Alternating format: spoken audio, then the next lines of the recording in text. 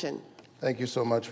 Madam President, I rise today in shock and sorrow and in grief for my home state. And if I am honest, I rise really with a deep sense of anger about what is happening in our country in the area of gun violence and death.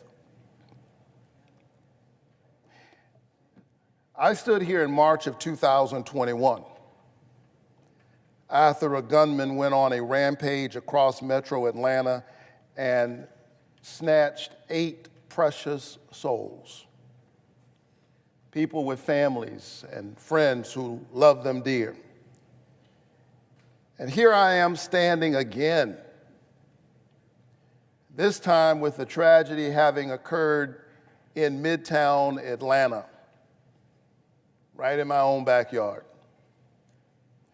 And while this is still a developing situation, according to media reports, so far at least 5 people were shot, 5, on a random afternoon. And there's been 1 fatality, the others taken to the hospital. I want to take a moment and thank law enforcement officials for keeping us as safe as they can. I want to thank them for their work trying to apprehend this individual. I'm also thankful for local media who are keeping all of us informed, and I'm grateful for our first responders, the people in healthcare, the people on the front lines. We count on them every day to care for those who are injured, to respond to people in peril. And that's what makes this particular shooting ironic and deeply upsetting, because it underscores the fact that none of us is safe no matter where we are. This happened in a medical facility where people are trying to find healing. And so I want to underscore that, because there have been so many mass shootings, in fact, about 1 every day in this country this year, that tragically we act as if this is routine. We behave as if this is normal. It is not normal. It is not right for us to live in a nation where nobody is safe no matter where they are. We're not safe in our schools.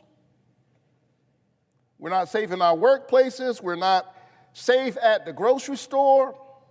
We're not safe at movie theaters. We're not safe at spas. We're not safe in our houses of worship. There is no sanctuary in the sanctuary. We're not safe at concerts. We're not safe at banks. We're not safe at parades. We're not safe in our own yards and in our own homes. And now, today, we can add medical facilities to that list.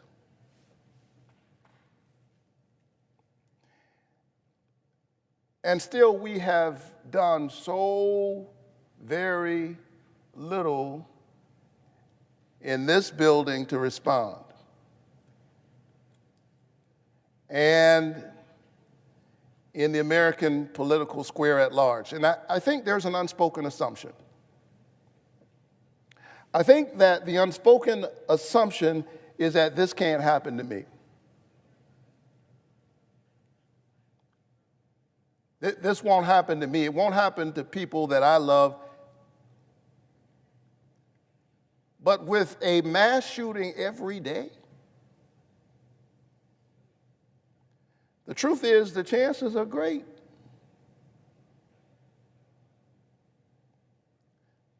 I shudder to say it, but the truth is, in a real sense, is only a matter of time that this kind of tragedy comes knocking on your door.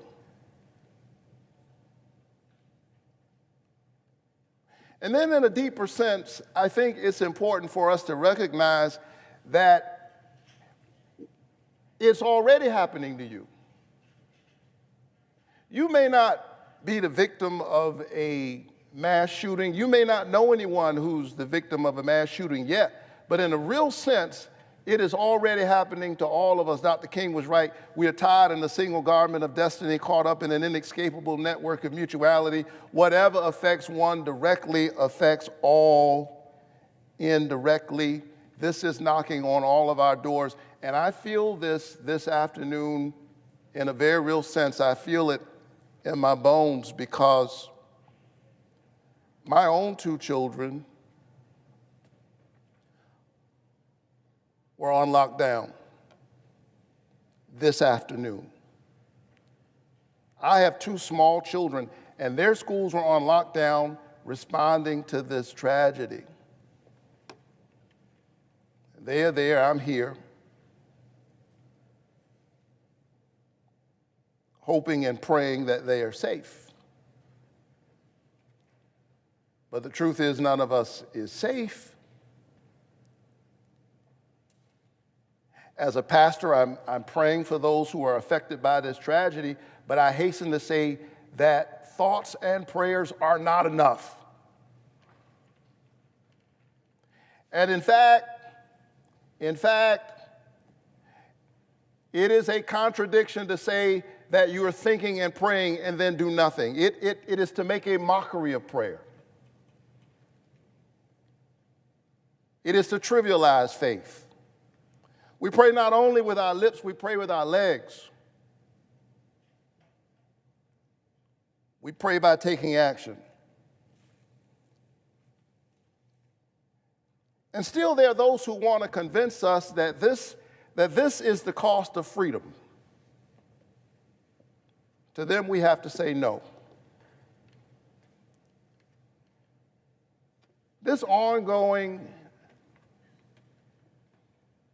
slow-moving tragedy in our country, mass shootings as routine, is not the cost of freedom. It is the cost of blind obstinance, a refusal to change course even when the evidence suggests we must do something different. It is the cost of demagoguery, those who want to convince us that common sense gun reform is somehow a call to take everybody's guns. This is not the cost of freedom. Dare I say it, it is the cost of greed. Gun lobbyists willing to line their pockets even at the cost of our children. And so we must act. I'm proud of the fact that we did, after 30 years, pass some gun safety legislation here last Congress. It was a significant piece of legislation, but obviously it's not enough. 87% or more of Americans believe that we ought to have universal background checks, and still we can't get it. Think about that. In a country where everybody says we're divided, and there are deep divisions to be sure. There's disagreement on this issue to be sure. But in a country where there is 87% agreement on something, there's no movement on it in Congress. Which means that that's a problem with our democracy. The people's voices have been squeezed out of their democracy, and there's a growing chasm between what the people actually want and what they can get from their government. And we saw it in a stark and ugly way a few weeks ago when we had two brave young legislators stand up in Tennessee, 3 in fact. And the same legislature that refused to do anything on gun violence came down on them with all of their might and expelled them from the legislature. We have to stand up against these anti-democratic forces at work in our country. And we have to give the people their voices back. And if we refuse to act while our children are dying, and in a moment when no one is safe, then shame on us. Shame on us if we allow this to happen and we do absolutely nothing.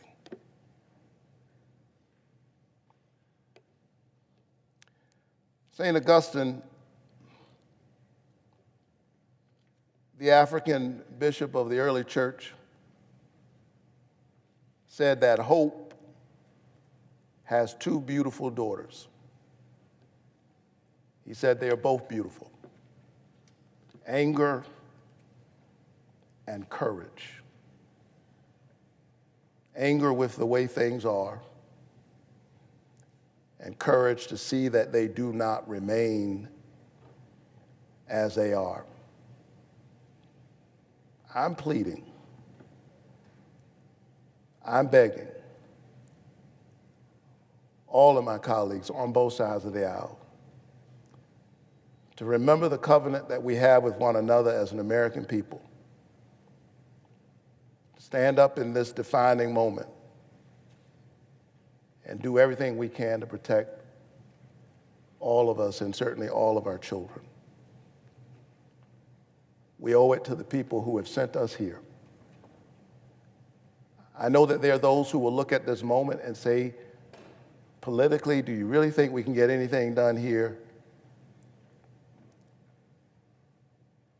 They will ask if this is the time, given the state of politics in our country right now. I respond with the words of Dr. King, who said that the time is always right to do what is right, and that time is right now. Madam President, I yield the floor.